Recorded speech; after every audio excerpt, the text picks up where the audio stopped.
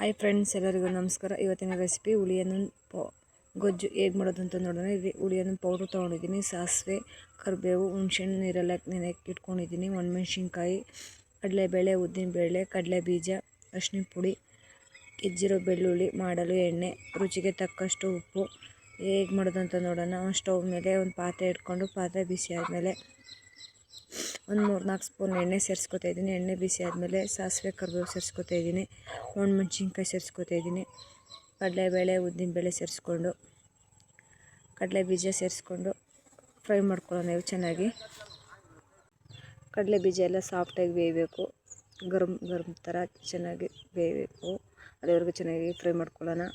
ಈ ಥರ ಫ್ರೈ ಆದರೆ ಸಾಕು. ಇವಾಗ ಗೆಜ್ಜೆರೆ ಬೆಳ್ಳುಳ್ಳಿ ಸೇರಿಸ್ಕೊತಾ ಇದ್ದೀನಿ. ಗೆಜ್ಜೆರೆ ಬೆಳ್ಳುಳ್ಳಿ ಸೇರಿಸಿ ಫ್ರೈ ಮಾಡ್ಕೊಳ್ಳೋಣ.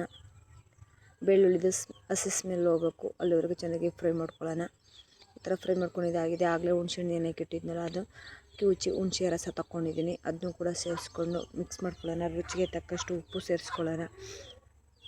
ಉಪ್ಪನ್ನು ಸೇರಿಸ್ಕೊಂಡು ಒಂದು ಸಲ ಮಿಕ್ಸ್ ಮಾಡ್ಕೊಳ್ಳೋಣ. ಈ ಥರ ಮಿಕ್ಸ್ ಮಾಡಿ ಕುದಿಯಲು ಬರಲು ಬಿಡೋಣ. ಈಗ ಈ ಕುದ್ದಿದ್ದಾಗಿದೆ. ಇದಕ್ಕೆ ಒಂದು ಚಿಟಿಕೆ ಅರಿಶಿನ ಸೇರಿಸ್ಕೊಂಡು ಆಗಲೇ ಮಾಡಿ ಇಟ್ಕೊಂಡಿದ್ದ ಹುಳಿಯನ್ನು ಪೌಡ್ರು ಒಂದು 3 ಸ್ಪೂನ್ ಹುಳಿಯನ್ನು ಪೌಡ್ರ್ ಸೇರಿಸ್ಕೊಂಡು ಗಂಟಿಲ್ದಂಗೆ ಮಿಕ್ಸ್ ಮಾಡ್ಕೊಳ್ಳೋಣ. ಮಿಕ್ಸ್ ಮಾಡ್ಕೊಂಡು ಒಂದು ಕುದಿ ಚೆನ್ನಾಗಿ ಬೇಯಿಸ್ಕೊಳ್ಳೋಣ. ಇದು ಗೊಜ್ಜು ಟೈಪ್ ಬರಬೇಕು, ಅಲ್ಲಿವರೆಗೂ ಚೆನ್ನಾಗಿ ಬೇಯಿಸ್ಕೊಳ್ಳೋಣ. ಈ ಥರ ಗೊಜ್ಜು ಟೈಪ್ ಬಂದಿದ್ದಾಗಿದೆ. ಹುಳಿಯನ್ನು ಗೊಜ್ಜು ರೆಡಿಯಾಗಿದೆ.